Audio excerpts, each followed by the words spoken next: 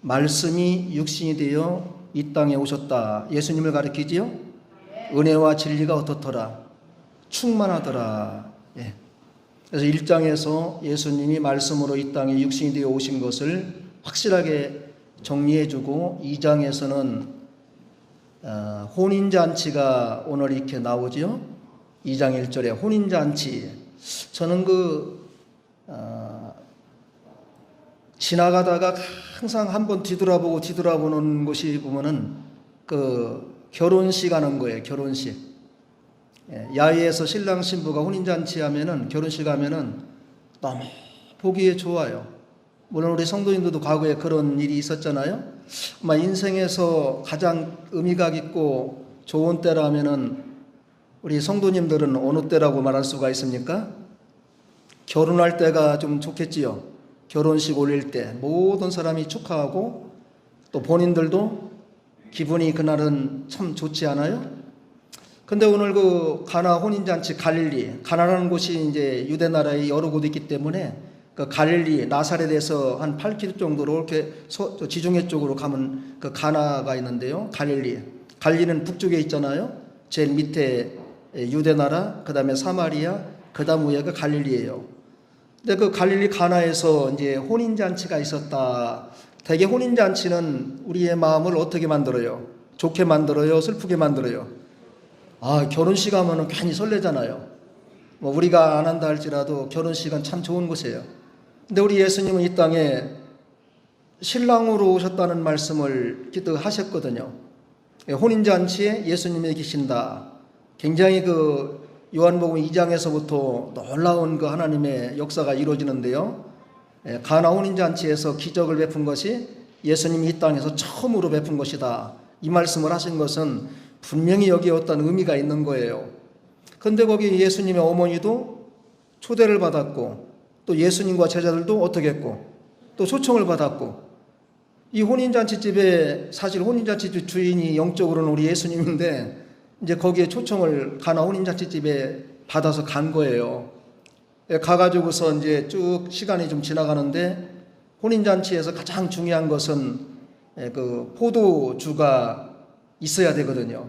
우리가 이제 잠언이나 성경 여러 군데 보면은 포도주는 보지도 말고 먹지도 말고 마시지도 말고 했는데 예수님이 어떻게 포도주를 만들어줬는가? 여기 그건 문제는 너무 혼돈하면 안 돼요. 혼인잔치에 예수님이 신령한 의미로서 포도주를 이렇게 만들어 주신 역사인데, 그건 포도주 자체에 어떤 의미가 있는 것이 아니고 오늘날 우리 주님이 이제 우리 본문을 통해서 보면은 아주 거기서 깊은 생명의 역사, 참된 진리, 이것을 이제 우리에게 보여주고 있는 거지요.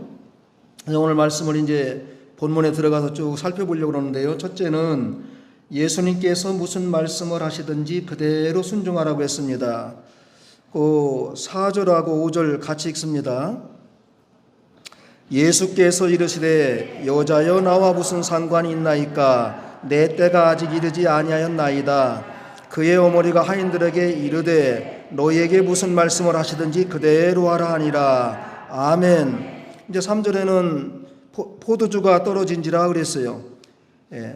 예수의 어머니가 예수에게 이르되 저들에게 포도주가 없다 하니, 참 포도주가 떨어졌는데 거기서 예수님의 어머니 마리아가 예수님께 가서 그러는 거예요.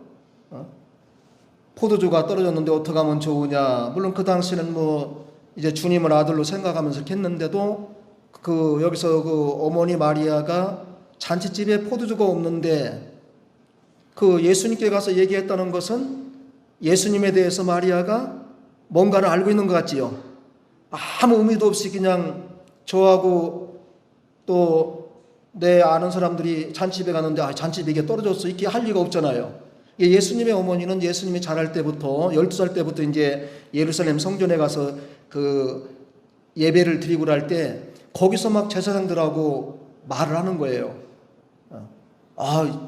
그러면서 아들아 내가 너를 찾으러 왔다 갔다 했는데 어디가 있으면, 어머니 내가 하나님의 집에 있어야 될 줄 몰랐습니까? 전혀 상상 못하는 말을 하는 거지요.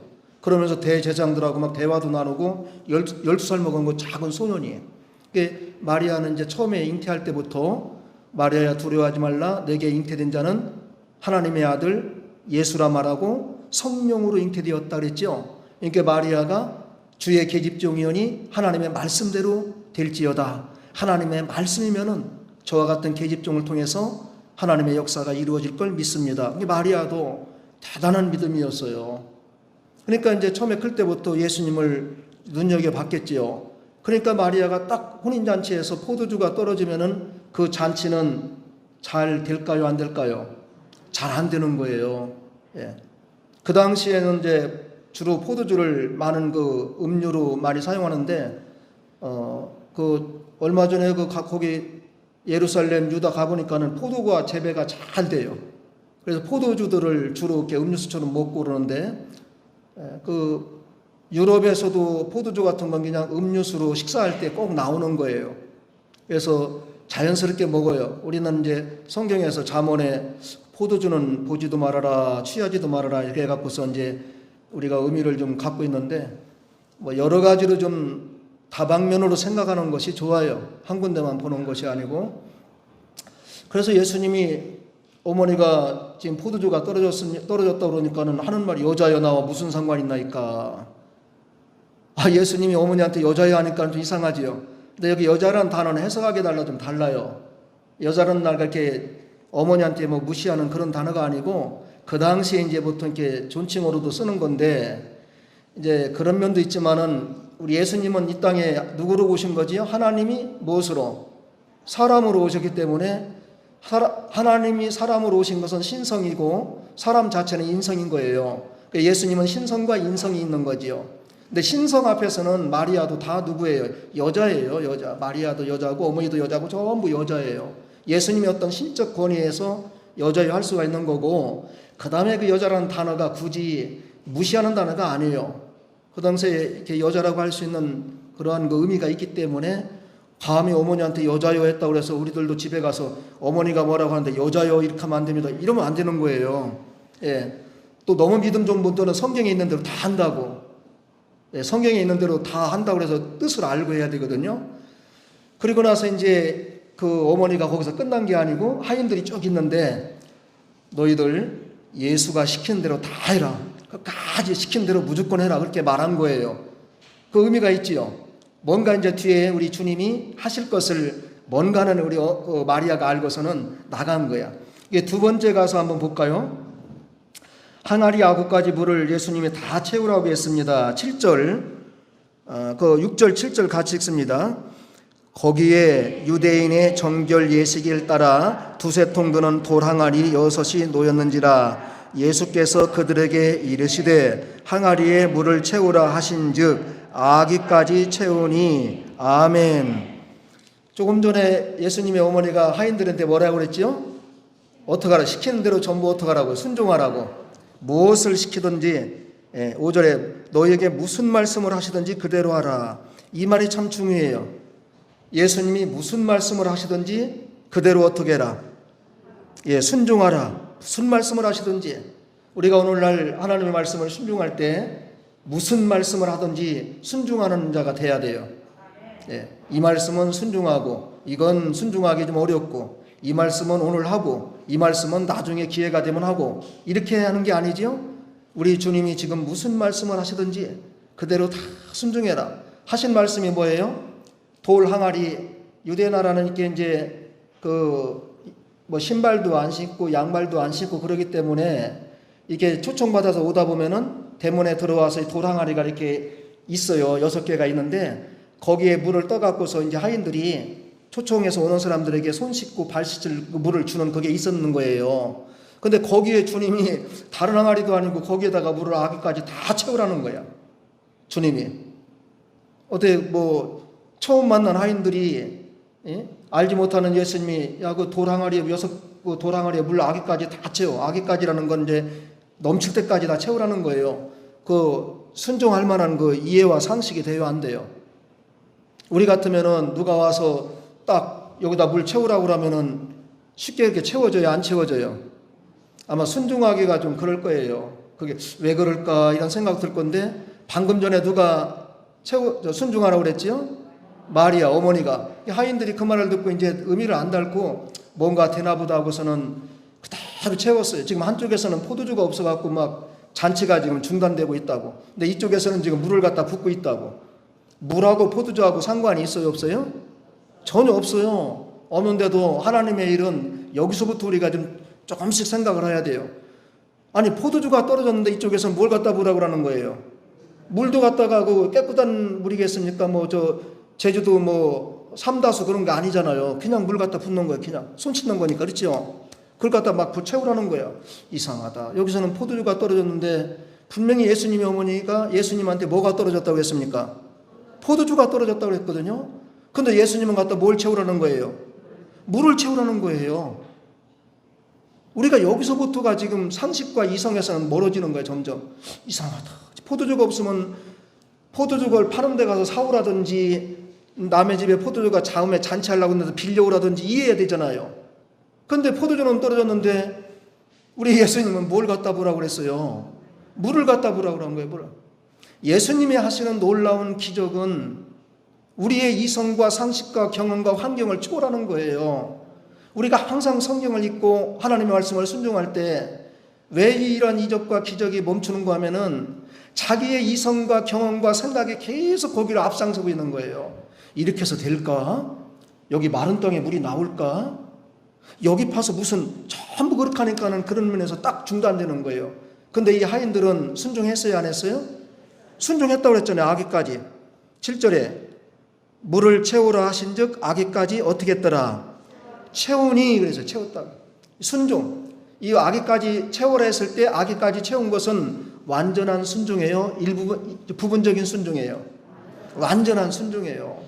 우리가 순종할 때 완전한 순종인가를 잘 봐야 돼요. 자, 여리고성을 엿새 동안 하루에 몇 바퀴씩? 한 바퀴씩. 7전단은 몇 바퀴? 7바퀴. 그대로 순종했을 때 여리고성이 무너지는 거예요. 그 다음에 아람 나라의 나아만 장군이 문둥병이 있어갖고 엘리사한테 왔을 때 요단강물에 가서 7번 잠궜다가 일어나라 했을 때 6번째까지도 그대로 문둥병이 안 고쳐지는 거예요. 7번째 들어갔다 나오니까는 깨끗하게 고쳐지는 거예요. 그 7수라는 것은 성경에서 완전수를 가리키고 확실한 그 하나님 숫자잖아요. 그래서 우리가 순종할 때 확실하게 순종해야 돼요. 기도할 때도 예배드릴 때도 찬양할 때도 앞뒤가 확실하게 끝날 때 확실히 끝나야지 중간에 가서 하는 것도 아니고 안 하는 것도 아니고 이거 안 돼요. 병도 그렇게 해서 안 고쳐져요. 내가 약을 먹든지 아니면 자인요법을 쓰든지 처음에 내가 이 병을 고치기로 마음을 먹었으면 날 때까지 기도하든지 날 때까지 민간 요법을 쓰든지 확실하게 해야 돼요. 우리가 왜 신앙생활에 가서 이런 하나님의 놀라운 기적과 체험이 멈춰지고 있습니까? 아구까지 완전히 채우질 않는 거예요. 말씀이 육신이 되어 이 땅에 오셨다. 예수님을 가리키지요? 은혜와 진리가 어떻더라? 충만하더라. 예. 그래서 1장에서 예수님이 말씀으로 이 땅에 육신이 되어 오신 것을 확실하게 정리해주고 2장에서는 혼인잔치가 오늘 이렇게 나오죠. 2장 1절에 혼인잔치. 저는 지나가다가 항상 한번 뒤돌아보는 곳이 보면은 결혼식 하는 거예요. 결혼식. 야외에서 신랑 신부가 혼인잔치 하면은 결혼식 하면은 너무 보기에 좋아요. 물론 우리 성도님들도 과거에 그런 일이 있었잖아요. 아마 인생에서 가장 의미가 깊고 좋은 때라면은 우리 성도님들은 어느 때라고 말할 수가 있습니까? 결혼할 때가 좀 좋겠지요. 결혼식 올릴 때 모든 사람이 축하하고 또 본인들도 기분이 그날은 참 좋지 않아요? 근데 오늘 가나 혼인잔치 갈릴리, 가나라는 곳이 이제 유대 나라의 여러 곳이 있기 때문에 그 갈릴리 나사렛에서 한 8km 정도로 이렇게 지중해 쪽으로 가면 그 가나가 있는데요. 갈릴리는 북쪽에 있잖아요. 제일 밑에 유대 나라, 그 다음에 사마리아, 그 다음 위에가 갈릴리예요.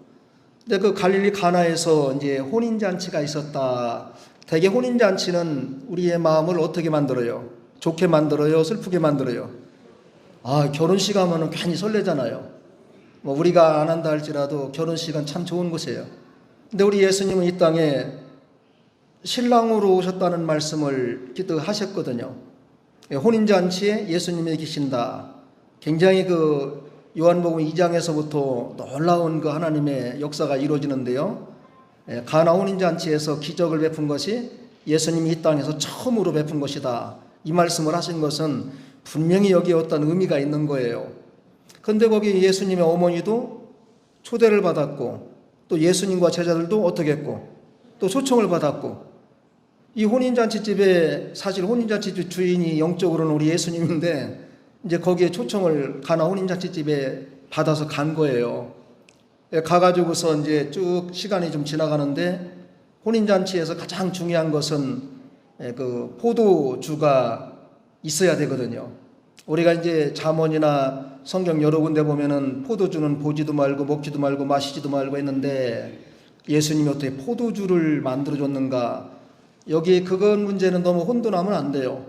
혼인잔치에 예수님이 그 신령한 의미로서 포도주를 이렇게 만들어 주신 역사인데 그건 포도주 자체에 어떤 의미가 있는 것이 아니고 오늘날 우리 주님이 이제 우리 본문을 통해서 보면은 아주 거기서 깊은 그 생명의 역사, 참된 진리 이것을 이제 우리에게 보여주고 있는 거지요. 오늘 말씀을 이제 본문에 들어가서 쭉 살펴보려고 그러는데요. 첫째는 예수님께서 무슨 말씀을 하시든지 그대로 순종하라고 했습니다. 그 4절하고 5절 같이 읽습니다. 예수께서 이르시되 여자여 나와 무슨 상관이 있나이까 내 때가 아직 이르지 아니하였나이다. 그의 어머니가 하인들에게 이르되 너희에게 무슨 말씀을 하시든지 그대로 하라 하니라. 아멘. 이제 3절에는 포도주가 떨어진지라 그랬어요. 예수의 어머니가 예수에게 이르되 저들에게 포도주가 없다 하니 참 그 포도주가 떨어졌는데 거기서 예수님의 어머니 마리아가 예수님께 가서 그러는 거예요. 포도주가 떨어졌는데 어떻게 하면 좋으냐. 물론 그 당시는 뭐 이제 주님을 아들로 생각하면서 했는데도 그 여기서 그 어머니 마리아가 잔치집에 포도주가 없는데 그 예수님께 가서 얘기했다는 것은 예수님에 대해서 마리아가 뭔가를 알고 있는 것 같지요. 아무 의미도 없이 그냥 저하고 또 내 아는 사람들이 잔치집에 갔는데 잔치집에 이게 떨어졌어 이렇게 할 리가 없잖아요. 예수님의 어머니는 예수님이 자랄 때부터 12살 때부터 이제 예루살렘 성전에 가서 그 예배를 드리고 할 때 거기서 막 제사장들하고 말을 하는 거예요. 그러면서 아들아 내가 너를 찾으러 왔다 갔다 했는데 어디가 있으면 어머니 내가 하나님의 집에 있어야 될 줄 몰랐습니까? 전혀 뭐 상상 못하는 말을 하는 거지요. 그러면서 대제사장들하고 막 대화도 나누고 12살 먹은 거 작은 소년이에요. 마리아는 이제 처음에 잉태할 때부터 마리아야 두려워하지 말라 내게 잉태된 자는 하나님의 아들 예수라 말하고 성령으로 잉태되었다 그랬죠. 그러니까 마리아가 주의 계집종이오니 하나님의 말씀대로 될지어다. 하나님의 말씀이면은 저와 같은 계집종을 통해서 하나님의 역사가 이루어질 걸 믿습니다. 마리아도 대단한 믿음이었어요. 그러니까 이제 처음에 클 때부터 예수님을 눈여겨봤겠지요. 그러니까 마리아가 딱 혼인잔치에서 포도주가 떨어지면은 그 잔치는 잘 될까요? 안 될까요? 잘 안 되는 거예요. 그 당시에는 이제 주로 포도주를 많은 그 음료로 많이 사용하는데, 그 얼마 전에 거기 예루살렘 유다 가보니까는 포도가 재배가 잘 돼요. 그래서 포도주들을 주로 이렇게 음료수처럼 먹고 그러는데, 그 유럽에서도 포도주 같은 건 그냥 음료수로 식사할 때 꼭 나오는 거예요. 그래서 자연스럽게 먹어요. 우리는 이제 성경에서 잠언에 포도주는 보지도 말아라, 취하지도 말아라 이렇게 해갖고서 이제 우리가 의미를 좀 갖고 있는데 뭐 여러 가지로 좀 다방면으로 생각하는 것이 좋아요. 한 군데만 보는 것이 아니고. 그래서 예수님이 어머니가 지금 포도주가 떨어졌다 그러니까는 하는 말이 여자여 나와 무슨 상관 있나이까. 예수님이 어머니한테 여자여 하니까 좀 이상하지요. 근데 여기 여자라는 단어는 해석하게 달라 좀 달라요. 여자라는 날 그렇게 어머니한테 뭐 무시하는 그런 단어가 아니고 그 당시에 이제 보통 이렇게 존칭어로도 쓰는 건데 이제 그런 면도 있지만은 우리 예수님은 이 땅에 누구로 오신 거지요? 하나님이 무엇으로? 사람으로 오셨기 때문에 하나님이 사람으로 오신 것은 신성이고 사람 자체는 인성인 거예요. 예수님은 신성과 인성이 있는 거지요. 근데 신성 앞에서는 마리아도 다 누구예요? 여자예요. 여자. 마리아도 여자고 어머니도 여자고 전부 여자예요.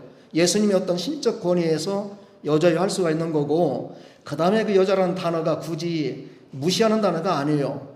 그 당시에 이렇게 여자라고 할 수 있는 그러한 그 의미가 있기 때문에 감히 어머니한테 여자여 했다고 그래서 우리들도 집에 가서 어머니가 뭐라고 하는데 여자여 이렇게 하면 안 됩니다. 이러면 안 되는 거예요. 예. 또 너무 믿음 좋은 분들은 성경에 있는 대로 다 한다고.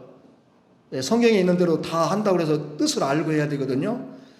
그리고 나서 이제 그 어머니가 거기서 끝난 게 아니고 하인들이 쭉 있는데 너희들 예수가 시킨 대로 다 해라. 끝까지 시킨 대로 무조건 해라. 그렇게 말한 거예요. 그 의미가 있지요. 뭔가 이제 뒤에 우리 주님이 하실 것을 뭔가는 우리 마리아가 알고서는 나간 거야. 이게 두 번째 가서 한번 볼까요? 항아리 아구까지 물을 예수님이 다 채우라고 했습니다. 7절, 그 6절, 7절 같이 읽습니다. 거기에 유대인의 정결 예식일 따라 두세 통 드는 돌 항아리 6이 놓였는지라. 예수께서 그들에게 이르시되 항아리에 물을 채우라 하신즉 아기까지 채우니. 아멘. 조금 전에 예수님의 어머니가 하인들한테 뭐라고 그랬지요? 어떡하라? 시키는 대로 전부 어떡하라고? 순종하라고. 무엇을 시키든지 5절에 너희에게 무슨 말씀을 하시든지 그대로 하라. 이 말이 참 중요해요. 예수님이 무슨 말씀을 하시든지 그대로 어떻게 해라? 순종하라. 무슨 말씀을 하시든지. 우리가 오늘날 하나님의 말씀을 순종할 때 무슨 말씀을 하든지 순종하는 자가 돼야 돼요. 이 말씀은 순종하고 이건 순종하기 좀 어렵고 이 말씀은 오늘 하고 이 말씀은 나중에 기회가 되면 하고 이렇게 하는 게 아니지요. 우리 주님이 지금 무슨 말씀을 하시든지 그대로 다 순종해라 하신 말씀이 뭐예요? 돌 항아리. 유대 나라는 이제 뭐 신발도 안 신고 양말도 안 신고 그러기 때문에 이게 초청받아서 오다 보면은 대문에 들어와서 돌 항아리가 이렇게 있어요. 6개가 있는데 거기에 물을 떠갖고서 이제 하인들이 초청해서 오는 사람들에게 손 씻고 발 씻을 물을 주는 그게 있었는 거예요. 근데 거기에 주님이 다른 항아리도 아니고 거기에다가 물을 아기까지 다 채우라는 거야. 주님이. 어때 뭐 처음 만난 하인들이 알지 못하는 예수님이 야 그 돌 항아리에 그 돌 항아리에 물 아기까지 다 채워. 아기까지라는 건 이제 넘칠 때까지 다 채우라는 거예요. 그 순종할 만한 그 이해와 상식이 돼야 안 돼요. 우리 같으면은 누가 와서 딱 여기다 물 채우라고 그러면은 쉽게 이렇게 채워져요, 안 채워져요? 아마 순종하기가 좀 그럴 거예요. 그게 왜 그럴까 이런 생각 들 건데 방금 전에 누가 순종하라고 그랬지요? 마리아 어머니가. 하인들이 그 말을 듣고 이제 의미를 안 닳고 뭔가 되나 보다 하고서는 그대로 채웠어요. 지금 한쪽에서는 포도주가 없어갖고 막 잔치가 지금 중단되고 있다고. 근데 이쪽에서는 지금 물을 갖다 붓고 있다고. 물하고 포도주하고 상관이 있어요, 없어요? 전혀 없어요. 없는데도 하나님의 일은 여기서부터 우리가 좀 조금씩 생각을 해야 돼요. 아니 포도주가 떨어졌는데 이쪽에서는 뭘 갖다 부으라고 하는 거예요?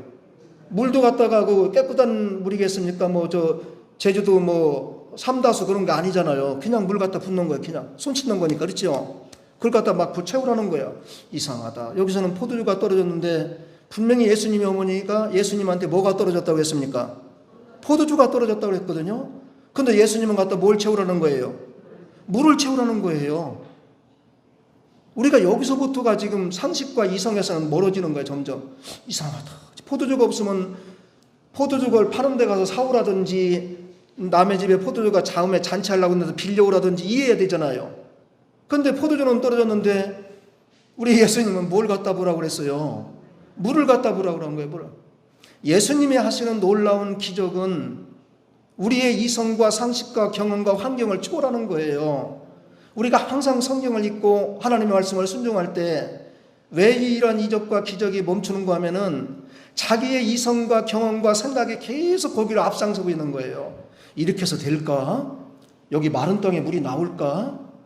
여기 파서 무슨 전부 그렇게 하니까는 그런 면에서 딱 중단되는 거예요. 근데 이 하인들은 순종했어요, 안 했어요? 순종했다고 그랬잖아요. 아기까지. 7절에 물을 채우라 하신즉 아기까지 어떻게 했더라? 채우니. 그래서 채웠다. 순종. 이 아기까지 채우라 했을 때 아기까지 채운 것은 완전한 순종이에요? 부분적인 순종이에요? 완전한 순종이에요. 우리가 순종할 때 완전한 순종인가를 잘 봐야 돼요. 자, 여리고성을 엿새 동안 하루에 몇 바퀴씩? 한 바퀴씩. 7전단은 몇 바퀴? 7바퀴. 그대로 순종했을 때 여리고성이 무너지는 거예요. 그 다음에 아람 나라의 나아만 장군이 문둥병이 있어갖고 엘리사한테 왔을 때 요단강물에 가서 7번 잠궜다가 일어나라 했을 때 6번째까지도 그대로 문둥병이 안 고쳐지는 거예요. 7번째 들어갔다 나오니까는 깨끗하게 고쳐지는 거예요. 그 7수라는 것은 성경에서 완전수를 가리키고 확실한 그 하나님 숫자잖아요. 그래서 우리가 순종할 때 확실하게 순종해야 돼요. 기도할 때도 예배드릴 때도 찬양할 때도 앞뒤가 확실하게 끝날 때 확실히 끝나야지 중간에 가서 하는 것도 아니고 안 하는 것도 아니고 이거 안 돼요. 병도 그렇게 해서 안 고쳐져요. 내가 약을 먹든지 아니면 자연요법을 쓰든지 처음에 내가 이 병을 고치기로 마음을 먹었으면 날 때까지 기도하든지 날 때까지 뭐 민간요법을 쓰든지 확실하게 해야 돼요. 우리가 왜 신앙생활에 가서 이런 하나님의 놀라운 기적과 체험이 멈춰지고 있습니까? 아구까지 완전히 채우질 않는 거예요.